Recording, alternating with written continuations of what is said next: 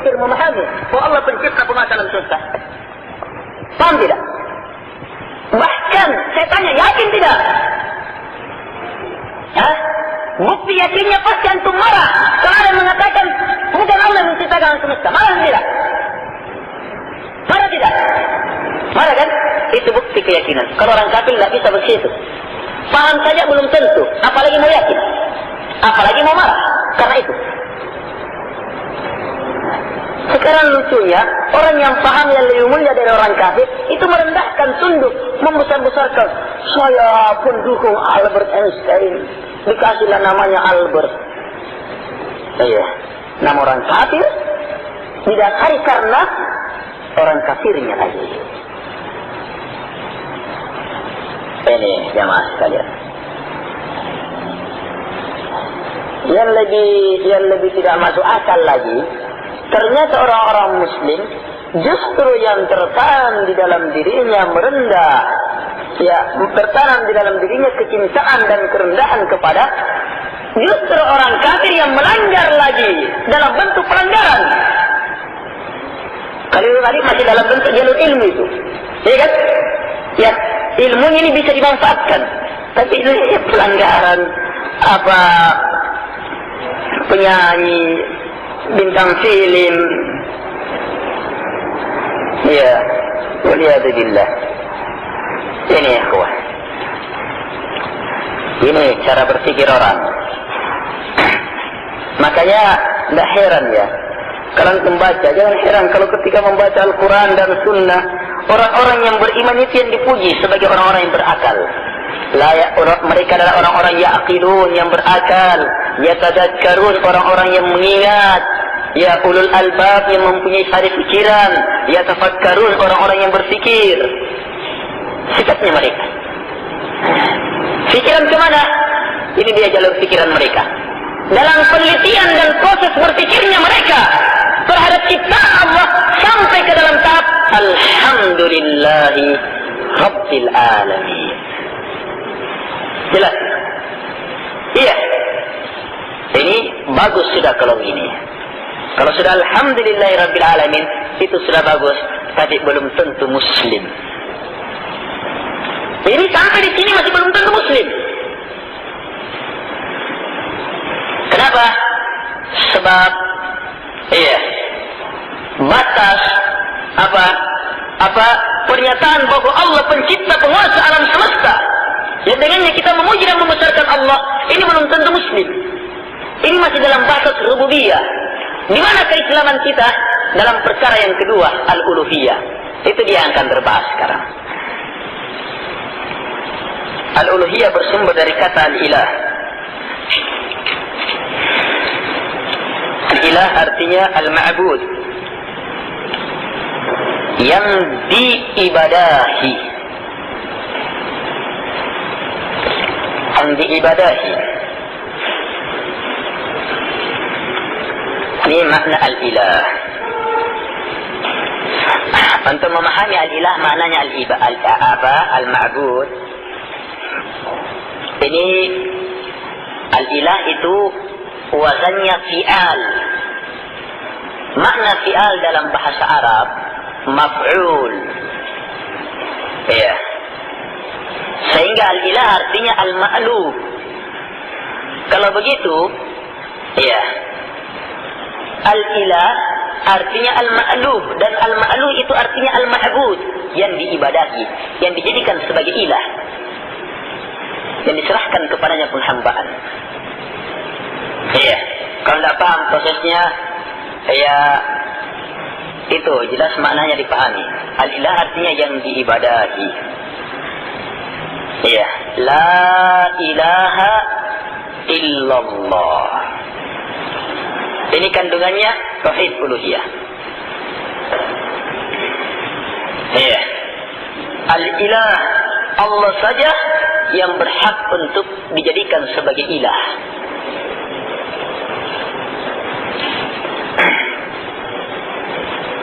Baik ya ikhwan. Al-ilah tadi jelas artinya yang diibadahi. Apa itu ibadah? Sudah pernah beribadah tidak?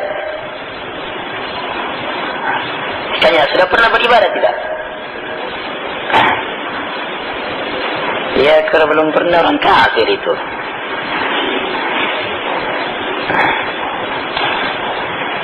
Sudah pernah kan? Akhwat sudah pernah beribadah tidak? Sudah, bagus.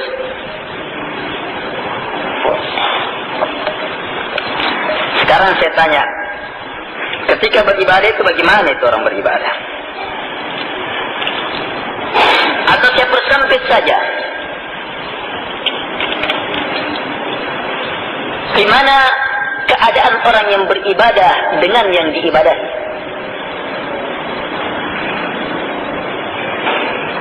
Kalau belum bisa jawab ini, ibadahnya itu tidak beres. Dipastikan tidak beres. Sebab dia mengaku beribadah, tapi tidak tahu apa yang dilakukan dengan yang disembah dan diibadahi. Ya kan?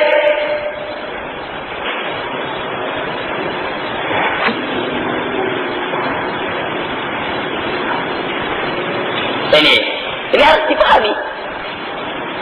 Allah adalah ilah satu-satunya. Sembahan yang berhak disembah. Allah diibadahi. Sekarang kita mau mentauhidkan Allah dalam ibadah. Artinya kita mau beribadah dan ibadah kita hanya kepada Allah. Begitu kan? Kalau mentauhidkan Allah dalam ibadah. Kita mau beribadah dan hanya kepada Allah ibadah kita. Sekarang gimana itu orang beribadah? Ya, bagaimana orang beribadah itu? Saya tanya ya. Iya. Tanya satu persatu. Kita lihat. Termasuk senior-senior juga mau ditanya. Semuanya. Iya. Jangan hanya saya mahasiswa. Saya bisa merinci bagaimana itu mahasiswa itu. Hubungan mahasiswa dengan dosen, dengan ini dan lainnya. Saya tahu semuanya. Tapi sebagai muslim yang beribadah kepada Allah. Gimana itu beribadah kepada Allah? Iya. Orang yang sholat belum tentu beribadah. Hailul lil musallin. Apa artinya itu? Hah? Celaka binasa orang-orang yang sholat. Sholat sudah ini. Orang-orang munafikin itu sholat. Bersyahadat lagi. Bahkan pernah berperang bersama Nabi. Tapi ketentuan Al-Quran tidak berubah terhadap mereka. Innal munafiqina fid darkil asfali minan nar. Sungguh orang munafikin itu berada pada neraka yang paling bawah. Ini harus dipahami, ikhwah. Inilah puncak tauhid. Di sini awal keimanan dan keislaman. Tauhid bahwa Allah saja satu-satunya yang berhak disembah, diibadahi. Inilah kandungan dari la ilaha illallah. Dan tak ada Islam kecuali hanya dengan la ilaha illallah. Ini awal Islam. Dan setinggi-tinggi keislaman dan keimanan seseorang dengan la ilaha illallah pula. Ya. Kita awal pernyataan keimanan keislaman dengan apa? Syahadat kan? La ilaha illallah. Dan Nabi SAW bersabda, al-imanu bid'un wa sab'una syu'bah. Fa'alaha qawlu la ilaha illallah. Wa adanaha imatatul ada anit tariq. Wal haya'u syu'batun minal iman. Iman itu mempunyai cabang 73 sampai 79 cabang. Setinggi-tinggi cabangnya adalah la ilaha illallah. Nabi bilang ini yang paling tinggi. Serendah-rendahnya menghilangkan gangguan dari jalan dan malu termasuk bahagian dari iman. Asyahid, pusat pembahasan kita, ternyata la ilaha illallah adalah keimanan yang setinggi-tinggi iman. Awal Islam kita dengan apa? La ilaha illallah. Berarti proses Islamnya orang dan berimannya sampai bagus Islamnya, setinggi-tingginya, itu proses la ilaha illallah semuanya. Ya kan? Ya tidak? dan inilah kandungan tauhidul uluhiyah. Di sini perbedaan pokok kita dengan orang-orang musyrikin. Orang musyrikin dari kalangan Yahudi, Nasara, Hindu, Buddha. Iya. Semua agama di Islam. Perbedaan pokok di sini. Bahkan perbedaan pokok kita dengan semua yang mengaku muslim tapi melakukan kesyirikan pelanggaran terhadap la ilaha illallah. Di sini perbedaan pokoknya. Bahkan hampir semua perselisihan yang menyebabkan perselisihan pecah akidah itu disebabkan karena ini. La ilaha illallah. Pecah. Makanya kalau mau menyatukan orang, ajak kepada kalimat tauhid. Makanya dia kalimat tauhid, kalimat yang menyatukan, mentauhidkan. Innamal mu'minuna ikhwah. Sungguh yang beriman itu, orang-orang beriman itu bersaudara. Persaudaraan imaniyah, bukan persaudaraan sekedar sama namanya. Persaudaraan satu, saya bersaudara sama teman-teman di MIPA saja, karena saya orang MIPA. Ya, kalau anak-anak teknik saya tidak bersaudara itu. Ini persaudaraan tai kambing. Iya, keluar besar-besar sampai ke bawah pecah. Jadi butiran-butiran kecil. Jadi saya kuat. Iman, persaudaraan karena organisasi itu persaudaraan ajaran-ajaran syaitan. Iya. Kebentuan persaudaraan itu innamal mu'minuna ikhwah. Pakai innama aja Allah bilang. Innama itu hanya ini. Tidak lain orang beriman itu adalah bersaudara. Ukhuwahnya ditentukan dengan iman. Al-mu'minuna itu pakai al. Al menunjukkan bahwa betul-betul sifatnya iman secara merata. Bukan hanya mengaku. Makanya kadang wajar mengaku muslim tapi saling membenci. Beda kandungan dalamnya.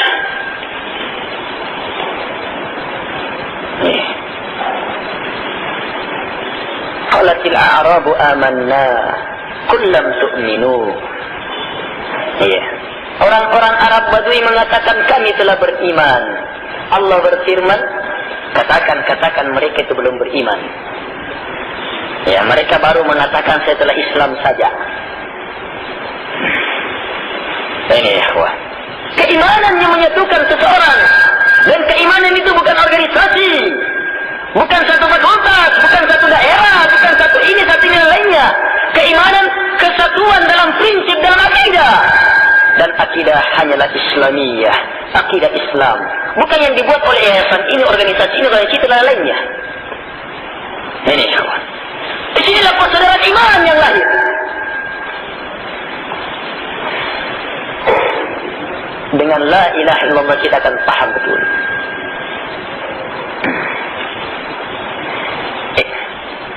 Sekarang kembali kepada pertanyaan awal.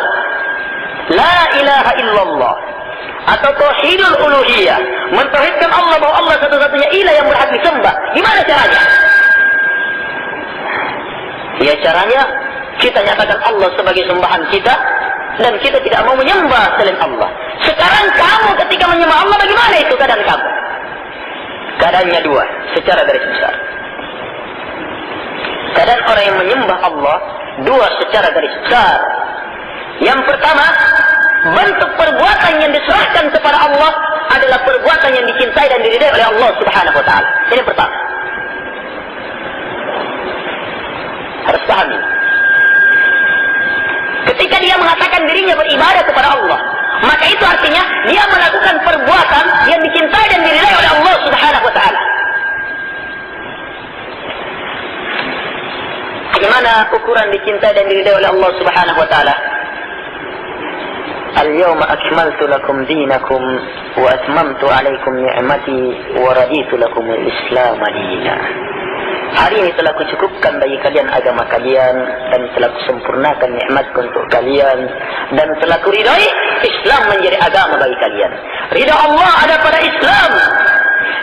dina 'inda Allahil Islam. Sungguh din yang ada pada Allah hanyalah Islam. Wa may yabtaghi ghairal Islam dinan falan yuqbala minhu wa huwa fil akhirati minal khasirin. Siapa saja yang mencari ajaran selain Islam tidak akan diterima. Dan di akhirat dia termasuk orang-orang yang merugi. Jadi lakukan tuntunan Quran dan Sunnah. Beribadah kepada Allah artinya ini yang pertama, keadaan orang yang beribadah. Keadaan perbuatannya. Ini menurut keadaan perbuatannya. Apa yang akan dilakukan dalam beribadah kepada Allah? Artinya dia melakukan perbuatan yang dicintai dan diridai oleh Allah Subhanahu wa taala, yang sesuai dengan tuntunan Quran dan Sunnah. Yang kedua,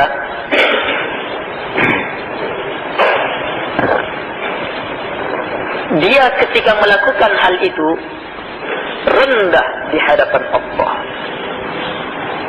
membesarkan dan mengagungkan Allah. Iya, tunduk patuh merendah kepada Allah Subhanahu wa taala. Yang mana kerendahan, ketundukan, pembesaran dan pengagungan ini semata-mata didasari karena cintanya kepada Allah. Iya, takutnya kepada Allah, pemuliaannya dia kepada Allah Subhanahu wa taala.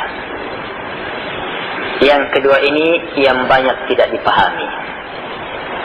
Kalau yang pertama banyak yang memahaminya, tapi banyak juga yang keliru. Iya, kekeliruan yang pertama itu dalam bentuk dia menyatakan ini ajaran agama, tapi ternyata bukan ajaran agama. Iya kan? Iya. Misalnya salat nisfu Sya'ban. Iya. Oh, beribadah kita kepada Allah. Dianggap ini Islam, tapi ternyata bukan ajaran Islam. Iya. Dan berbagai macam perbuatan-perbuatan bid'ah yang keluar dari tuntunan agama. Anggaplah sudah beres. Sekarang salat 5 waktu misalnya. Iya. Kita beribadah kepada Allah, melakukan salat 5 waktu kepada Allah. Ini sudah masuk beribadah menurut pandangan pertama. Tapi belum tentu beribadah. Sebab harus dilihat yang kedua. Apa yang kedua? Dia melakukan salatnya karena dia melakukan salat ini adalah upaya untuk merendah, tunduk kepada Allah Subhanahu wa taala. Yang mana kerendahannya ini didasari karena cintanya kepada Allah. Karena dia membesarkan, mengagungkan, memuliakan Allah Subhanahu wa taala. Jelas ya, ikhwah? Ini salat yang betul. Nah, semua ibadah seperti ini caranya. Semua ibadah seperti ini caranya. Sekarang antum mau kuliah, beribadah tidak? Proses kuliah ini beribadah tidak? Nah, betul. Beribadah. Saya lihat dua hal itu. Yang antum lakukan harus sesuai dengan tuntunan Quran dan Sunnah.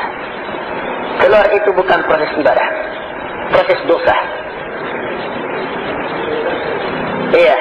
Yang kedua, kalau memang sudah betul-betul ibadah, maka lakukan semata-mata karena kita lakukan karena ketundukan kita terhadap aturan Allah.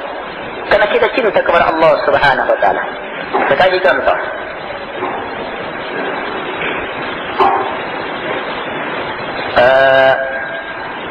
Mempelajari bagaimana meningkatkan pertanian misalnya. Dia pelajari. Mempelajari ilmu-ilmu yang bisa mendatangkan maslahah, ini kebaikan. Dan semua kebaikan masuk dalam lingkup ibadah. Iya. Yeah. Tinggal caranya, jelas kalau caranya sesuai dengan tuntunan agama, maka dia kebaikan. Sekarang bagaimana orang yang melakukannya? Dia lakukan semata-mata karena tunduk dan patuh merendah kepada Allah Subhanahu wa taala. Iya. Semua ibadah seperti ini. Jangan semata-mata agar supaya dapat ijazah saja, kerja, makan. Iya. Kemudian mati. Waliyadzubillah. Mati saya, ikhwah. Akhirnya dengan kehidupan binatang. Kalau sekedar usaha, binatang itu juga berusaha. Untuk cari makan, binatang juga berusaha. Kalau hidup kita hanya sekedar itu, batasnya itu saja, iya, apa bedanya dengan binatang? Saya belajar ini supaya dapat usaha. Apa bedanya dengan binatang kalau gitu? Binatang berusaha tidak? Antum keluarkan peliharaan ayam, keluarkan ayamnya. Oh, diajar. Siapa yang didik dia? Ibunya. Anak ayam itu sama ibunya diajar begini cara menggali, begini daerah-daerah sini yang kamu sering datangi nantinya. Ketika lepas dengan ibunya, terbiasa dia. Bahkan sebentar kemudian dia kembangkan usahanya. Keluar dari lingkup daerah yang biasa diajarkan oleh ibunya. Ya kan? Pulang sorenya kenyang tidak? Oh, buncit tembloknya itu.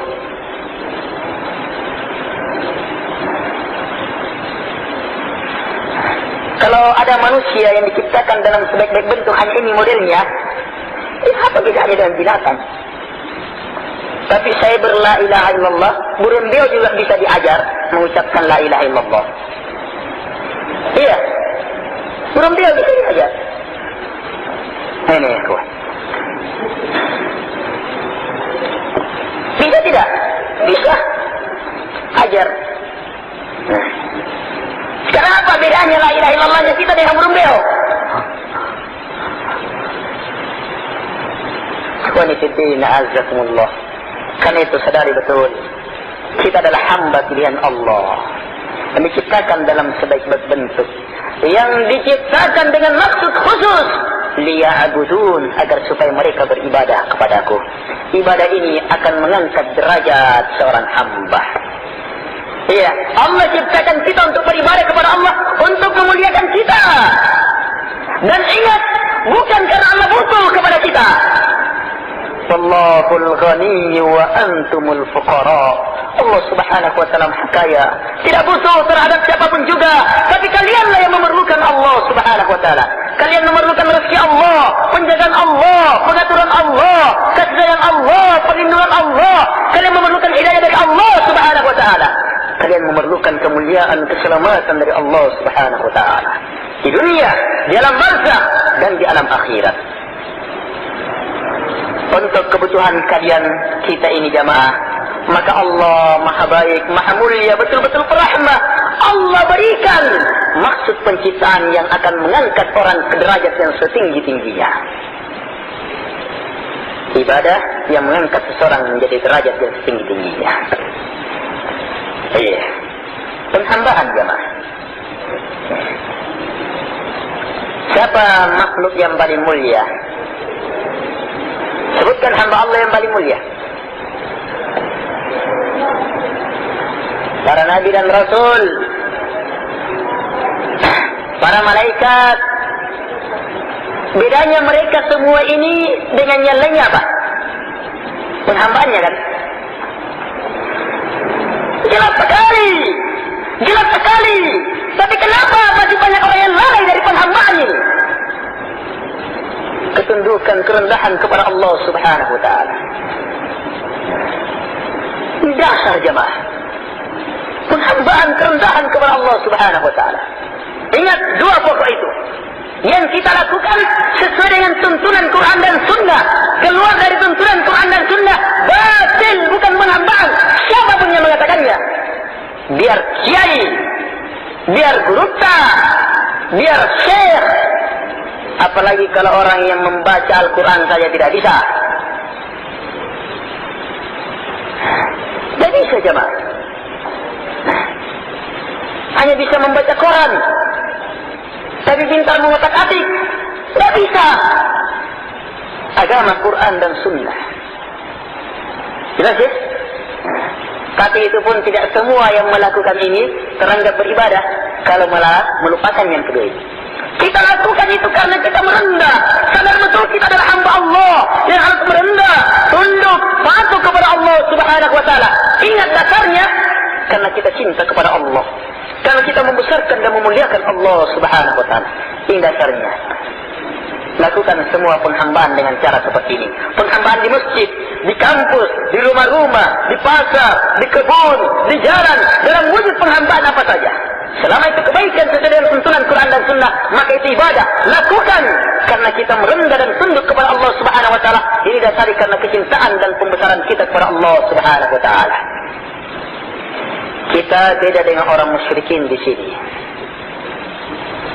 Inilah kandungan dari la ilaha illallah.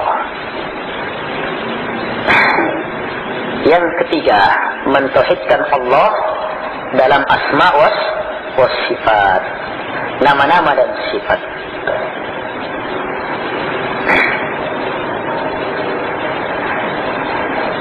Tunggu dulu. Hubungan pertama dan kedua ya. Sekarang itu tadi ya, saya katakan tadi. Ketika dia mengakui bahwa Allah pencipta, penguasa dan pengatur alam semesta, bahkan dia memuji Allah karena dia mengakui Allah pencipta dan penguasa alam semesta. Ini belum tentu muslim. Kalau pengakuan dia ini dan pujiannya dia kepada Allah tidak sampai dalam batas ini, tidak ditingkatkan dengan la ilaha illallah, Allah saja yang berhak disembah. Dia tidak mau menyembah selain Allah Subhanahu wa taala. Kalau belum, maka termasuk orang-orang yang belum berakal. Iya. Bahkan ini lebih gawat. Kalau dia sudah tahu Allah pencipta alam semesta, Allah yang menguasai alam semesta, Allah yang mengatur alam semesta, luar biasa, kagum terhadap penciptaan Allah Subhanahu wa taala. Akhirnya setelah itu apa yang terjadi? Ternyata tetap dia tidak mampu menyerahkan penghambaannya kepada Allah. Iya. Maka ini belum berakal juga. Harus keyakinan ini mampu mengarahkan kita untuk betul-betul melakukan penghambaan kepada Allah Subhanahu wa taala. Jelas ikhwan. Harus bisa kepada penghambaan kepada Allah Subhanahu wa taala. Itu pun jamaah sekalian, orang yang melakukan penghambaan kepada Allah belum tentu juga muslim. Kalau tidak dilengkapi dengan usaha, bebas dari penghambaan kepada selain Allah. Saya ingatkan kembali materi awal, penolakan dan penetapan. Iya. Orang yang beribadah kepada Allah nanti teranda beribadah kepada Allah kalau dia tidak beribadah kepada selain Allah. Dan ini kandungan dari la ilaha illallah. La ilaha, tidak ada yang berhak disembah selain Allah. Illallah, kecuali hanya kepada Allah. Ibadahnya hanya kepada Allah, tidak kepada selain Allah Subhanahu wa taala. Siapa yang betul-betul mampu berfikir, iya, bahwa betul-betul Allah saja berhak untuk disembah. Proses saya lanjutkan saja kan saya. Dia sudah sampai Allah yang berhak disembah. Dan dia tingkatkan bersamaan dengan itu, selain Allah tidak berhak untuk disembah. Untuk apa saya sembah? Tunduk merendah kepada selain Allah. Untuk apa saya merendah? Tunduk merendah, menyembah selain Allah. Sementara semua selain Allah sama dengan saya. Manusia juga. Ciptaan Allah. Diatur oleh Allah. Dikuasai oleh Allah. Ya kan? Bahkan mungkin saya lebih baik. Ini jamaah sekalian. Dan yang disembah selain Allah itu banyak. Bisa berupa manusia. Bisa berupa pimpinan. Bisa berupa dosen rektor. Bisa berupa pimpinan kelompok. Bisa berupa kuburan. Bisa berupa nabi dan rasul. Bisa berupa jimat. Bisa berupa hawa. Banyak. Yang jelas, dia termasuk sembahan selain Allah kalau telah diarahkan kepadanya bentuk dari bentuk-bentuk penghambaan. Ini akan diurai lebih jauh lagi dalam pembahasan akhir. Yang ketiga, di sini kesempurnaan berfikir ulul albab. Iya. Mentauhidkan tauhid asma wa sifat.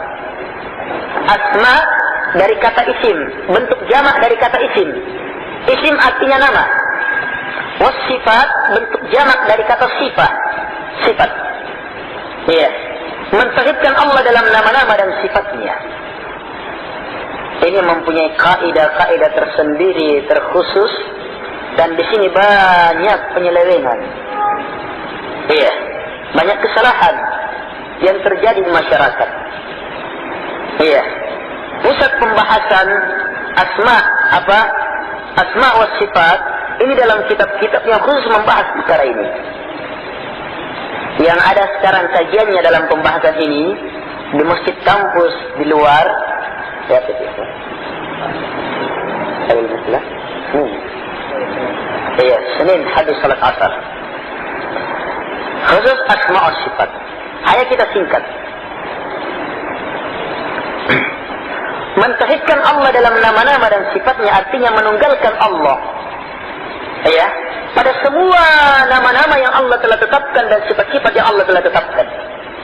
Apakah Allah tetapkan dalam Quran atau melalui sunnah Rasulullah SAW?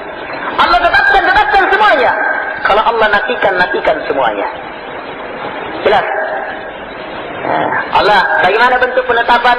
Allah mempunyai nama, ini dan lainnya. Allah mempunyai sifat ini dan lainnya. Bagaimana bentuk penolakan?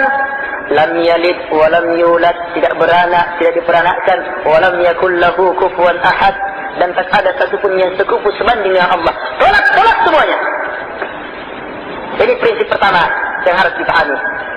Tetapkan semua yang Allah tetapkan dalam Quran maupun dalam Sunnah. Tolak semua yang Allah Subhanahu wa taala tolak dalam Quran maupun dalam Sunnah.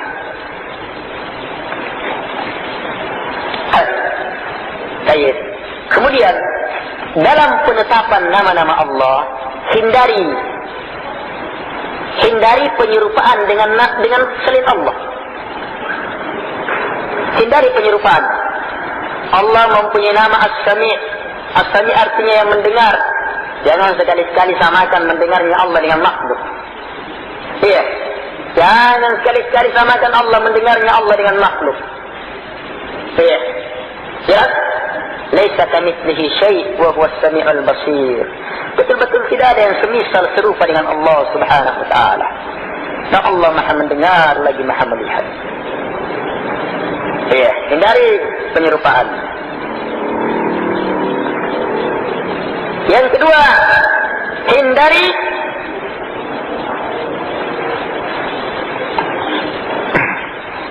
takwil, mengarahkan makna kepada makna yang batil. Saya kasih contoh singkat saja, tapi langsung masalah inti yang banyak beredar dalam masyarakat. Allah Subhanahu wa taala mempunyai sifat dua tangan. Jangan antum lihat tangan saya atau tangan antum. Iya. Haram menyerupakan. Iya. Allah Subhanahu wa taala mempunyai dua tangan. Wah, saya tidak mau tetapkan dulu. Karena cara dikatakan harus dalam Quran dan Sunnah. Cocok, bagus cara berpikirnya. Sekarang tetapkan, saya bacakan ayatnya. Bal yadahu mabsutatan yunfiqu kaifa yasha. Bahkan dua tangan Allah hamparkan. Allah infakkan, Allah bersedekah, memberikan nafkah kepada siapa saja yang Allah kehendaki. Dua tangan Allah. Semua tahu tangan kan? Semuanya tahu tangan. Pahami sesuai dengan itu. Tangan ditahu mananya. Tetapkan Allah punya tangan. Jangan serupakan sama dengan tangan makhluk. Iya. Tidak bisa. Rezeki kita semuanya dari tangan Allah. Dari kemudian alam semesta akan dihancurkan dengan tangan Allah dalam hadis-hadis yang sahih.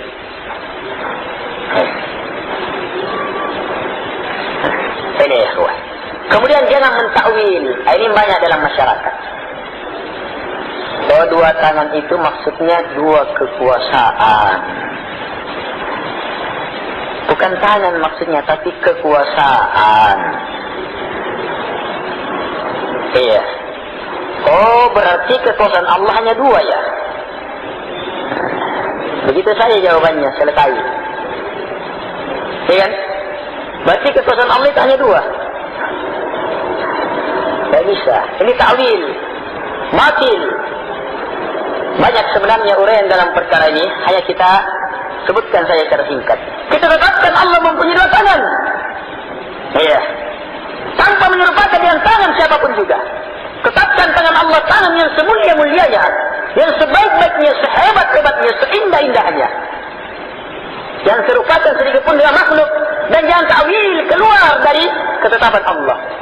Sebab kalau kita ta'wil, berarti kita mau lebih tahu dari Allah subhanahu wa ta'ala. Allah bilang 2 tangan, kita bilang tidak. 2 kekuasaan maksudnya. Wa man asdaqu minallahi qila. Adakah yang lebih jujur dari perkataan Allah? Iya. Wa khairal hadi kitabullah. Fa inna asdaqal hadits kitabullah, kata Nabi sallallahu. Sungguh sejujur-jujurnya perkataan adalah kitab Allah.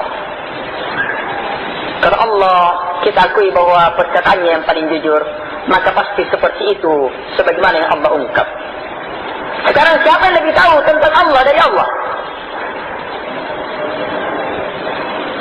Ada yang lebih tahu dari Allah? Tidak ada. Kalau begitu terima keterangan dari Allah subhanahu wa ta'ala tentang diri Allah. Ini jelas. Tetapkan 2 tangan dengan tangan yang semulia-mulianya untuk Allah subhanahu wa ta'ala, tanpa menyerupakan dia makhluk siapapun juga. Walaupun dalam penyerupaan khayalan. Oh, saya mau khayalkan begini. Tutup semuanya. Penyerupaan dalam bentuk apa saja. Tidak bisa. Sebab kemuliaan 2 tangan Allah tidak bisa dibatasi dengan khayalan semua makhluk. Walaupun dikumpulkan semua khayalannya. Iya. Kemampuannya menghayal misalnya, anggaplah misalnya digabungkan semuanya, makhluk pertama sampai makhluk terakhir, untuk menetapkan ini.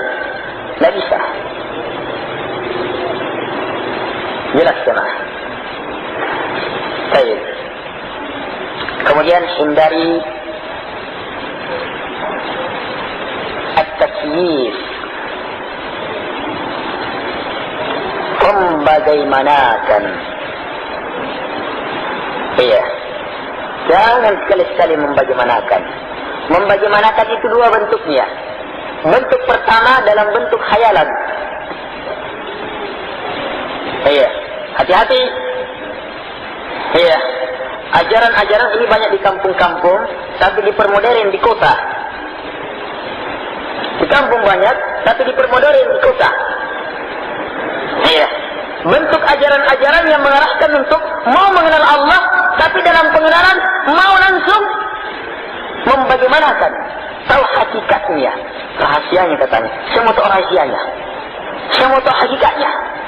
Nah, kata masyarakat kita. Jadi jangan bisa jemaah. Allah mengkhabarkan seperti itu saja yang kita pahami. Bagaimana 2 tangan Allah? Pertanyaan sesat. Bagaimana ini? Tutup. Kalau Allah sudah nyatakan punya 2 tangan, 2 tangan. Bagaimana? Tidak tahu bagaimananya. Tidak ada yang tahu. Oh, tapi kita bisa tahu. Iya. Kita katakan kalau kamu terus pasti gila. Gila tidak? Kira-kira gila tidak? Makanya kadang ada orang belajar seperti gila kan? Iya. Nah, ini dia buka pintu yang tidak mampu dicapai. Di kantong saya ini ada sesuatu. Tahu tidak? Hah? Harus tahu. Tak boleh tidak. Sekarang manfaatkan akalnya antum. Bisa tidak akal antum tahu ini? Hah? Ini namanya perkara gaib. Itu pun gaibnya namanya gaib nisbi. Nisbi. Gaib bagi antum, bagi saya tidak. Iya kan? Iya. Yang di belakang hijab kita ini, tempatnya akhwat ini, tahu tidak siapa yang di belakang itu? Ya. Berapa jumlahnya, berapa orangnya, bagaimana pakaiannya dan lainnya, tahu tidak? Kalau siapa tangan harus tahu rinci. Hah? Ini gaib nisbi ini. Akal kita sudah tahu. Apalagi mau tahu yang maha gaib. Iya. Luar biasa. Kata Nabi jauh-jauh. Semua orang punya ruh. Hah? Sekarang sifatkan kepada saya ruhnya kamu. Siapa yang mampu sifati, saya langsung pastikan orang gila. Dia tahu dari mana? Nabi SAW saya ditanya tentang ruh. Nabi menjawab sesuai dengan firman Allah. itu urusannya Allah. Padahal rusak sama kita terus. Iya. Gimana caranya jemaah? Mau tahu apa lagi mau mengetahui penciptanya ruh? Ini. Makanya tutup pintu bagaimana? Bagaimana sebenarnya ini saran Allah ini? Oh, pintu sifat, pintu sesat, itu pintu bagaimana itu? Imam Malik, Imam Darul Hijrah. Imamnya Madinah. Ada orang ditanya tentang istiwanya Allah. Bagaimana Allah bersemayam di atas arsy-Nya? Tinggi dan menetap di atas arsy-Nya. Ya Aba Abdillah, Allah berfirman Ar-Rahman 'alal arsy istawa. Allah yang Maha Rahman di atas arsy-Nya istawa. Tinggi dan menetap. Itu maknanya istawa, tinggi dan menetap. Ditanya, bagaimana istawanya? Pertanyaannya bagaimana istiwanya? Imam Malik menjawab, istiwa itu maklum, jelas sekali. Semua orang yang tahu bahasa Arab tahu maknanya istiwa. Ya, ini jawaban pertama. Kaif, bagaimananya? Tidak ditahu. Ghairu ma'qul, tidak dipahami oleh akal. Bagaimananya? Wal imanu bihi wajib, tapi mengimaninya wajib. Quran tunturkan imani harus seperti itu, wajib. Wassu'alu anhu bid'ah, pertanyaan itu pertanyaan bid'ah. Sebab selama hidupnya Imam Malik baru muncul ini. Imam Malik belajar dari guru-gurunya. Iya, tidak mengenal yang seperti ini. Pada zaman beliau muncul orang yang bertanya seperti ini. Makanya bid'ah, kata beliau. Kemudian beliau usir orang itu keluar. Mau merusak pikiran murid-murid yang lain nantinya. Itu arahnya. Ini jamaah sekalian. Semua pembahasan sifat nama-nama Allah seperti ini. Jelas? Seperti ini. Dua tangan. Bagaimana jawabannya? Kalian tanya bagaimana? Dua tangan itu jelas artinya. Iya. Bagaimananya? Tidak ada yang tahu. Beriman terhadap dua tangan Allah wajib. Masuk dalam keimanan kepada Allah. Iya. Tapi bertanya bagaimana bid'ah, tinggalkan. Jelas? Semua sifat seperti ini. Ini kaidah jemaah dalam asma wa sifat.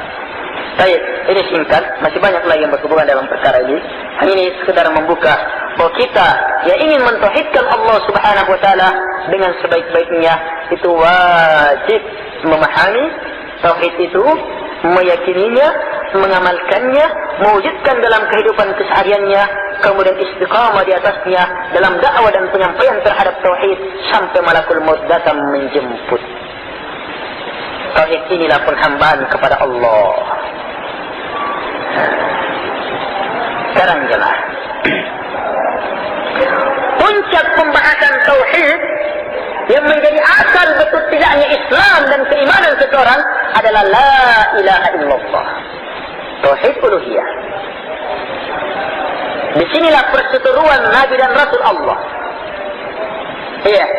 Di sini perseteruan Nabi dan Rasul Allah dengan kaumnya. Semua Nabi dan Rasul diutus untuk ini. Allah Subhanahu wa taala berfirman, "Wa laqad ba'atsna fi kulli ummatin rasula an i'budu Allaha wajtanibut taghut." Sungguh kami telah mengutus pada setiap umat seorang rasul. Apa penyampaian wahyu yang disampaikan kepada setiap rasul untuk disampaikan kepada umatnya? An i'budu Allah, sembah Allah saja, wajtanibut taghut, dan jauhi taghut, cuma disembah selain Allah. Tauhid kan, penghambaan kan, menetapkan dan menolak. Persis la ilaha illallah, la ilaha menolak, illallah menetapkan. Ini jelas ini. Inilah puncaknya. Disinilah puncaknya. Siapa yang mampu meyakini hati ini bahwa Allah saja yang berhak untuk disembah, semua yang disembah selain Allah tidak berhak untuk disembah, dan dia menetapkan sembahannya betul-betul hanya kepada Allah dalam bentuk sembahan yang telah kita paparkan tadi, pelaksanaannya sesuai dengan Quran dan Sunnah, dan dia melakukan penghambaan kerendahan dan ketundukan semata-mata karena dasar cinta yang membesarkannya pengagungnya kepada Allah Subhanahu wa taala. Maka inilah orang yang betul-betul beriman. Harus ikhlas jamaah dalam berla ilaha illallah, dalam melakukan penghambaan. Harus jujur dalam melakukan penghambaan kepada Allah. Tidak diterima kalau tidak yakin. Tidak terima kalau ragu. Harus yakin betul. Tapi teruji orang yang menyatakan keimanan. Kita sudah menyatakan keimanan, penghambaan kepada Allah Subhanahu wa taala. Ini akan teruji. Alif Lam Mim. Ahsiban nasu ay yutraku